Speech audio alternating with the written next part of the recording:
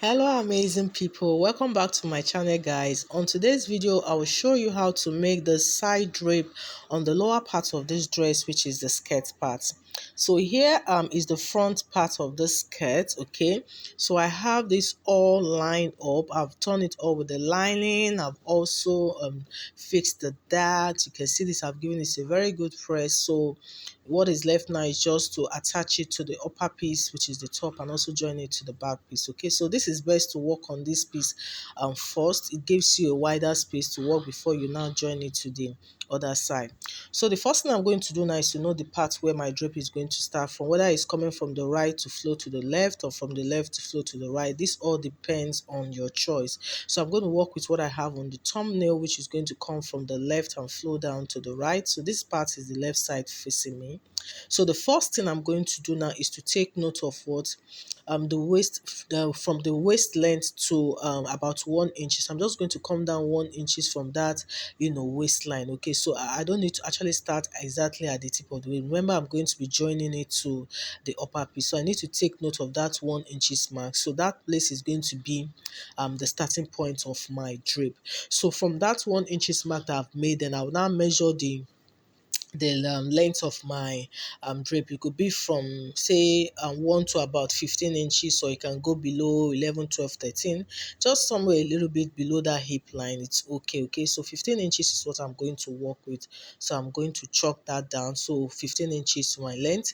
Then the next thing, of course, to determine now is going to be the actual length of this fabric that I'm going to be using to make this drape. Remember, it's going to flow from one side to the other and flow all the way to your desired length. Sometimes you might want the drape to stop somewhere around the knee line, or you want it to flow all the way to the floor length. Now this actually depends on your choice on what you want. So what I'm going to be doing, I'm going to allow mine to flow all the way to the floor length. Okay, yes, so that's what I'm going to do. So in order to know the amount of fabric that I'm going to use, I'm going to use my tape runner to place it from that side, from the side where my drape is going to start and start flowing to the floor length.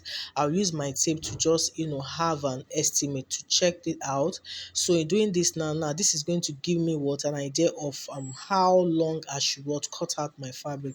So you see me placing my tape from one side to the other side. That's where it's going to flow, and now I'm taking it, running the tape all the way downward. So doing this all the way to the floor length, I got about 65 here. So you see the tape wasn't long enough, I had to continue the measurement. So here I got about 65 inches. So 65 inches is going to be the length of the fabric that I'm going to be cutting out. But ideally, don't just cut 65 inches, you can add as much as even 5 inches extra. Okay, remember there's going to be a hemming on every side of this fabric. So once you're done, you can always just cut out what the pieces.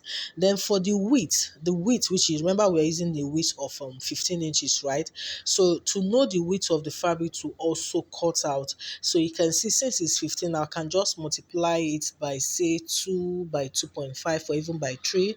Okay, so this sometimes depends on the texture of the fabric you are going to work out, you are using to make your draping. Okay, so multiplying this now into 2 will be about 30 inches for me. So what I have for this my fabric, this the leftover I have was actually 28, which is approximately that, right? Yeah, so this is what I'm going to use to do my drape. So like I said, if you want yours to be much more fuller, then you can multiply it by even 2.53 or even more, like I said, depending on the texture of the fabric. So this is what I'm going to use now to make my draping to flow from that side to the other and flow all through the length. And for here I have the exact length and width, and I've gone ahead to finish up all the edges. So the first thing I'm going to do now is to start placing this now at that first line, which is the top line we're going to start draping from. Then there I'm going to hold it down with a pin. So holding it down, you can see I'm folding in the edges just to make sure that both the starting points here, you have the hemline all hidden up.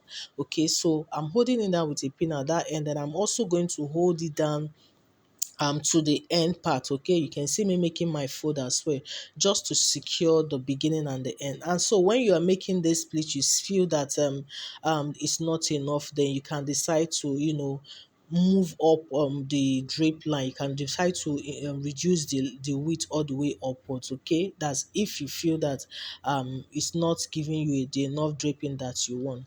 So here now, after holding both the beginning and the end parts now with a pin, the excesses I have in between now is what I'm going to use now to make my draping. So I'm just going to, at this point now, I start making that pleat.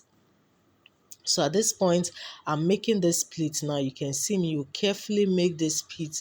And as you do that, you hold that with a pin. Okay, so I'm just going to carefully run this all through. So once I was done, I saw that I got to a point where I didn't have enough fabric again to continue with my pleats. Okay, so what I did now was to reduce the length or the width rather. I reduced the width from that 15 inches to about 13 inches. So I reduced it, okay, and that of course was still okay for me to work with. So after that, you can see I was done with my pleats here, and I held everything down with a pin. So at this point, you will now take your time and evenly distribute this. So we are distributing all this plate from that side to the other side where the draping is going to fall out. Okay, so you can see me doing this now. So once you're done doing this, at this point you can also go ahead and iron this down, just to put it all in place. So here now you can actually have your draping on it depending on the designs of how you want your drape to be.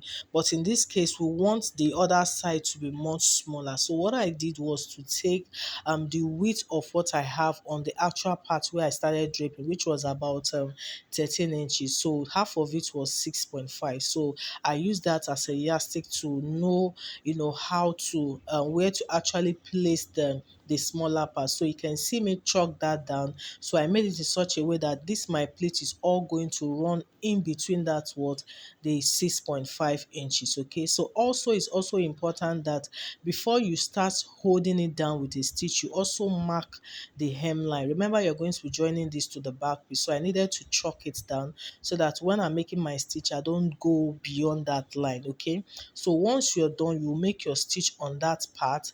Then if you're going to be joining this to the back piece, you have to bring all this piece, all this one that is going to flow to the floor, you have to push everything inside before placing your back piece over it. Okay, so that when you sew on both sides, then you're done turning it to the other side, you can now have it all flowing to the floor length. And that is it, guys. This is how beautiful this is looking already. That is it, guys, on how to make this side draping on your skirt. Thank you so much, guys. So we have come to the end. Please don't forget to like, share, and subscribe. Bye.